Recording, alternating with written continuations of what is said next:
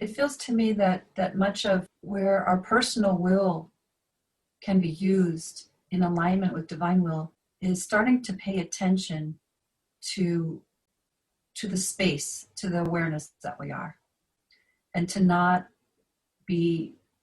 allow consciousness to stick so firmly to what it's identified with, what it's seeing, what it's noticing. We've spoken quite a bit about what we're noticing experience. And noticing is one thing, right? But when we feel like we are that experience, then that's when consciousness gets sticky. And one way to liberate consciousness when it's sticky, there are two different ways. And one is to just go with it and be that to the point where it isn't as identified with it, because once it surrenders any kind of resistance to being that, then this release, this kind of pops back out of identification. And the other way is just remaining in the noticing. So I teach two ways of being with experience, depending on what is true for you in the moment, depending how you're wired, depending how what is needing to be learned. At different times, there's just noticing experience as it's arising, and that's cultivating the witnessing presence. And cultivating witness is an important first step within spirituality. Almost every tradition has that aspect to it. It's like in Zen, they call it the backward step. So you take a backward step and you witness what it is that's going on. The thoughts, the feelings, the rising of life.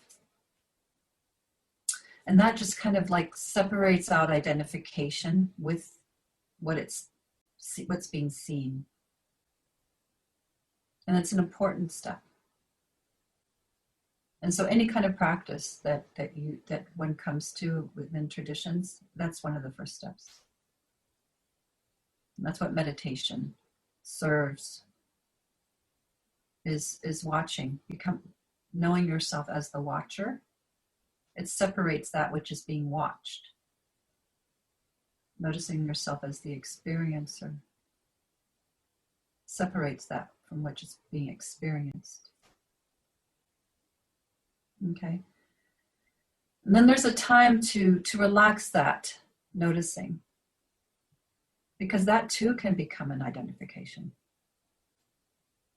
I am the witness. Now I'm the witness, and everything witnessed is not true. And that creates a very dry, removed type of existence, way of being. And that's not what we're after either. You know, I used to have this little saying underneath in my website and on my page: living life is life itself. How are you going to be living life as life itself if you're the watcher?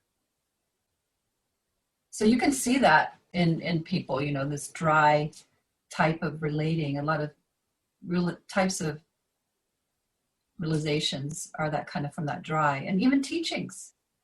There are a whole bunch of teachings just from the witness state. But then there's this time, you know, there's this saying, are you free enough to be bound? That life re-enters the dream. It re-enters experience in order to know itself as that as well, not just as the absolute nature. So one of the things that happens through the witness consciousness is that it taps into its absolute nature, free of content, free of identification, free as pure presence, just the presence, presencing, you know, a lot of words, consciousness, presence, awareness, God, just as that, simply as that, free of. And that's a beautiful thing. But that's not where we're supposed to end, as you all know, right? So The step back into life is very important. And then the practicing of being one with what is arising can take place. So an experience arises, feelings arise, and there's a movement towards of allowing oneself to be absorbed by it as it. And then the liberating qualities of what has been realized as the witness can be realized within content itself. Right? So then there's a space that presence is present within its own arising. So there's a feeling of sadness, or a feeling of anything, of hope even, all the polarities, all the positive and negative polarities of life. It doesn't really matter what it is. But that too gets to be known as God, as consciousness, as form. They say emptiness is form and form is emptiness. There's a co-arising. And that's what non-dual awareness it really points to. So cultivating the witness is very important. It's not to be overlooked. And it's not like there's, a linear way, like only this and then that. Can definitely enter and feel into experience and sensation. See, sensation breaks down identification. And that's why I point to that within all my groups, because we want to be able to live life now without getting stuck, and with becoming emotionally intelligent is very important. So it's not like it has to be like A, B, C, D.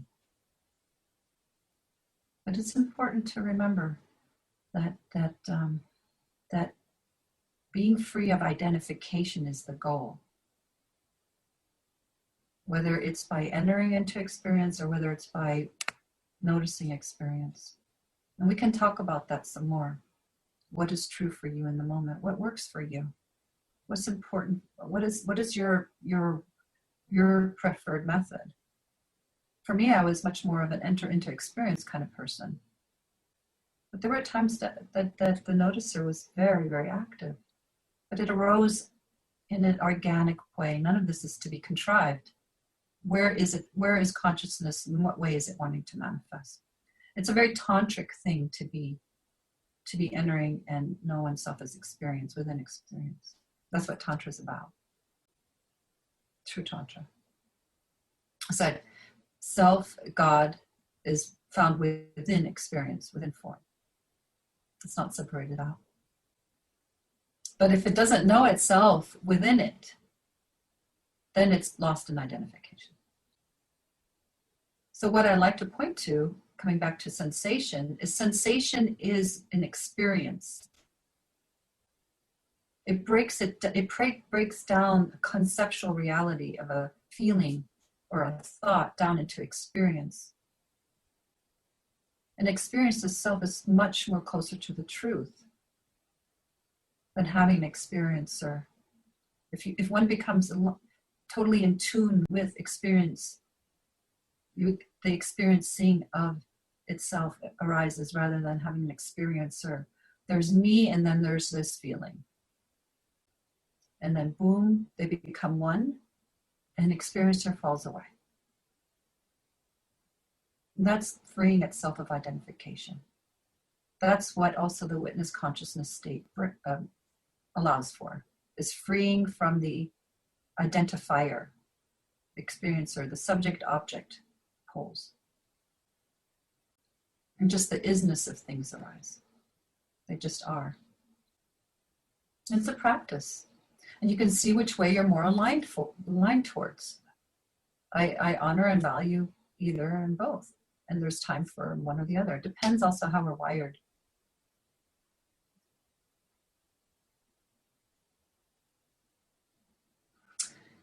So, given all that, there's something else that kind of comes up, and that's just the where awareness is going in any given moment. Does it need to go into experience in every single moment? Can it rest as awareness itself?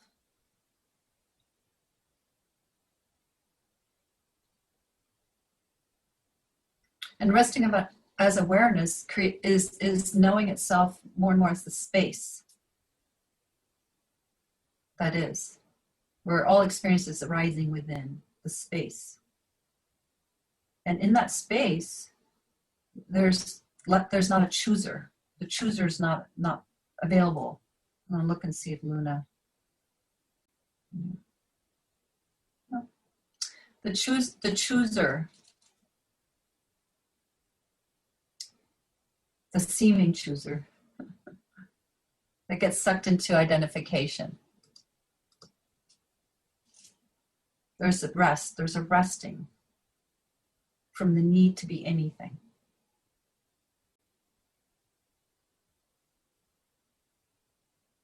And resting as awareness is something that can be cultivated, because the habit is for consciousness to just narrow down on subject, on object, which makes the subject arise.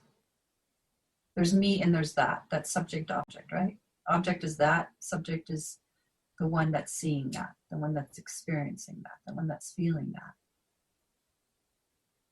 So when there's a relaxation into not knowing, into just allowing space, to rest a space, to take a much needed break from that subject object co-arising that creates a sense of separation.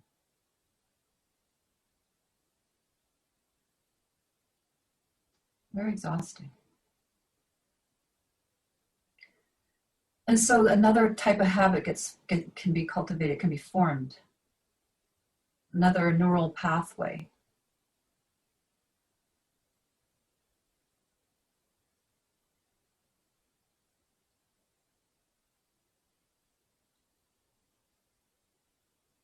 And that's where the joy of being comes in. You know, that one of our group members brought up, the focus of this, just the introduction of the focus of this group.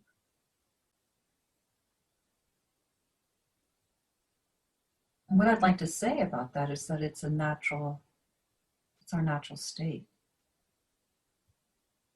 It feels joyful when we're relaxed in the natural state. For instance, when you take a nice walk or nature and something relaxes, or anything that brings it up. Because it's free of identification. And being free of identification, our natural being kind of just reveals itself, what's always been there, right? The lens of consciousness all day long narrows down into an identified object of awareness, and then opens up again, back and forth, this kind of like lens, like a camera lens. And there's nothing wrong with that. But the spiritual journey is like, what else am I? This is not satisfying. Being pulled outside of myself by all the things in life is not satisfying anymore. I keep thinking that something's going to make me happy, but it doesn't. Not in the end. Right? So we live out our life, and maybe even lifetimes, of maybe work, maybe being somebody, maybe a relationship. There's joy. Joy can be contained within all of those. I'm not exempting it. It can be really a wonderful thing to have a beautiful relationship, a healthy relationship, a job that is fulfilling,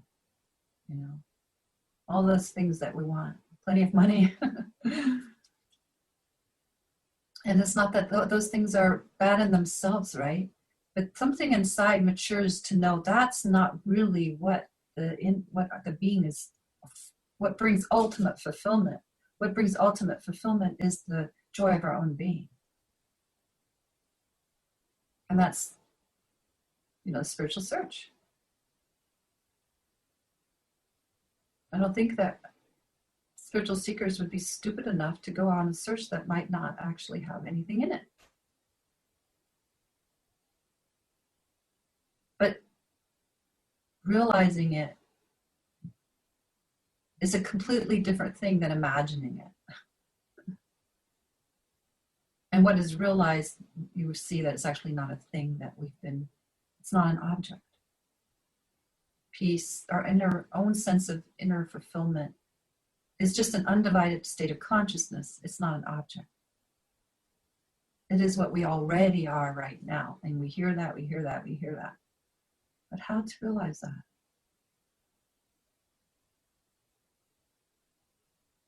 And a very important step is unsticking identification. Because the self, the personal me, thinks it is what it identifies with, right? And it goes really, really, really deep. Even when there's been a deep realization, or many realizations. It's not like one thing, one realization. It's like there are many that come in. But the fundamental one is where we stop seeking. And the reason is because the self has finally seen that what it's seeking is, it's not even a hairbreadth away. It's more of a relaxing into, like, oh. So the witness consciousness is a stage. The I am, it's called I am as well. The I am, waking up to the I am, is the one that knows itself as free of identification. So the witness, the noticing, is a practice that leads to realizing the absolute state of consciousness that is free of identification. It's very liberating. But that's just one step. The next step is, do you know yourself as this? Do you know yourself as that? Do you know yourself as, is it known throughout all states of consciousness? And that's putting into practice. That's what they call embodiment. And even though we're all very different and we're all going to be going through this in different ways, and it might not look like a really long period of witness consciousness at all. But there are commonalities. There's the commonality of the arising of ego when we're very little, very young. The imagining oneself to be a separate self. The coming to a place within one's life where we've had enough because it hurts, doesn't make sense anymore. Maybe it never did. And then that's, what we call the spiritual search. And what makes it spiritual is just that it's not, it takes an inner going within, not out in the world, to realize what is really true, to deeply take a look at what we've imagined be true and what the collective says is true.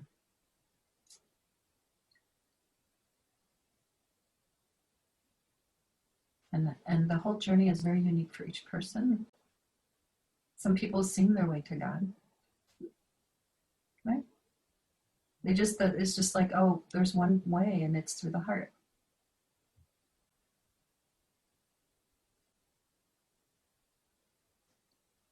But they kind of all, in the end, overlap. Because conceptual reality needs to also be looked at, what we've turned into a concept. Our thoughts and language also needs to be looked at. So,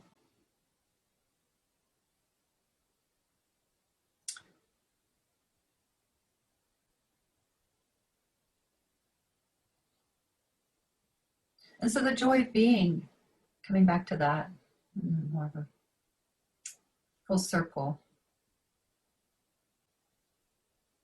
is prior to identification.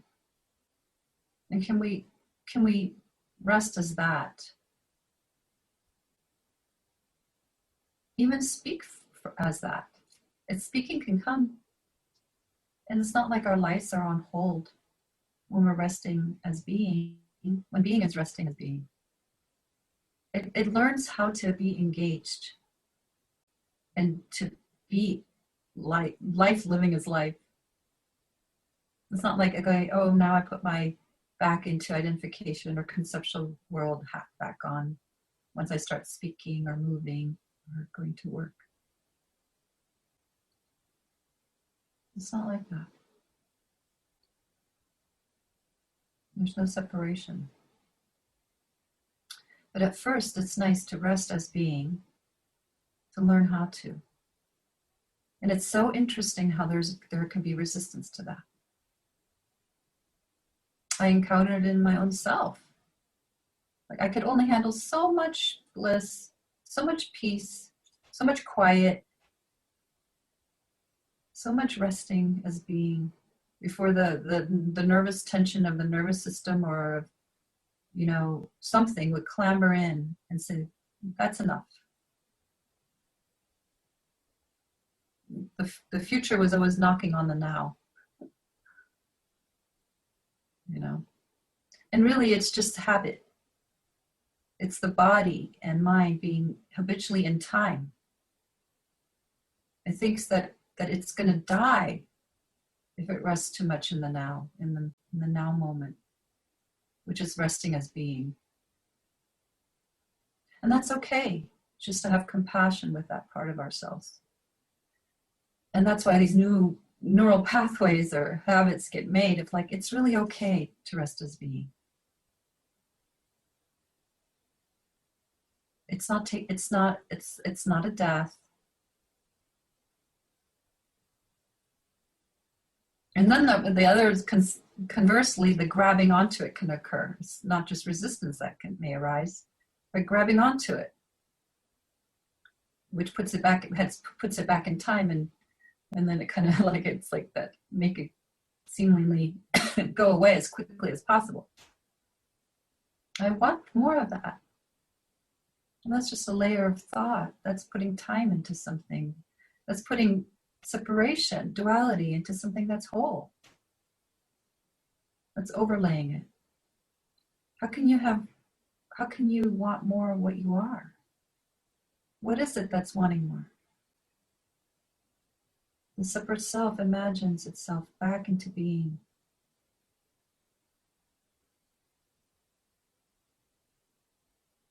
And then you just kind of like we've done a lot of work of letting things be, being kind to aspects of ourselves as they arise. So then there's just this inner movement of kindness that can arise. That too is included. That one that wants more, the one that's afraid, right?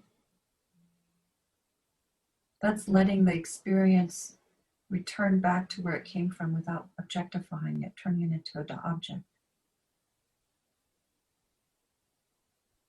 You know, awareness in this kind of sense, the container is kind, allowing, welcoming. And so when we relax as that kindness, we're like falling back down into that what we are, which is allowance, pure allowance.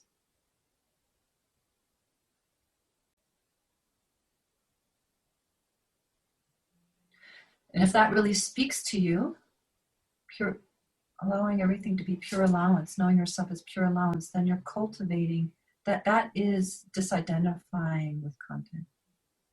That is your way of your means, your practice, until it shifts first in another way.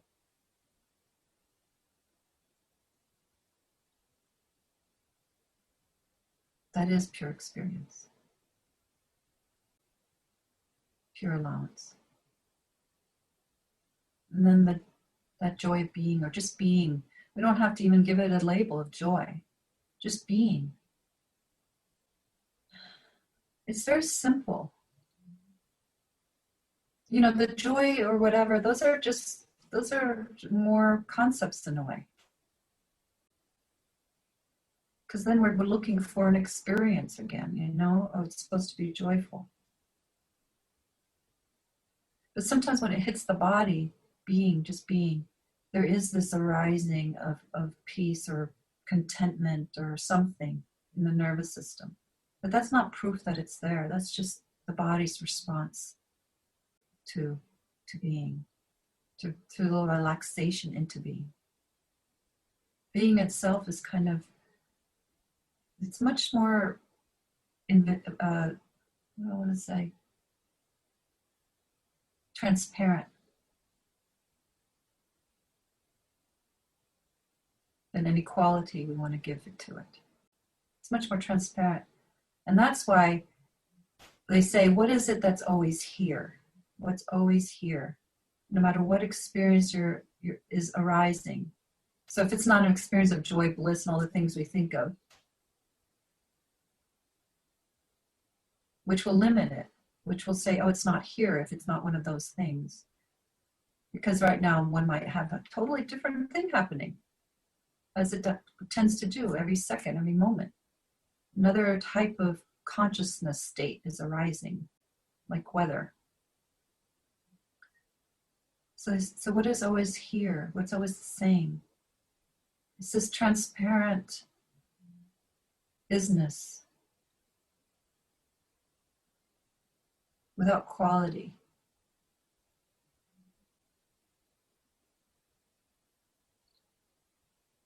It's a thread that we experience.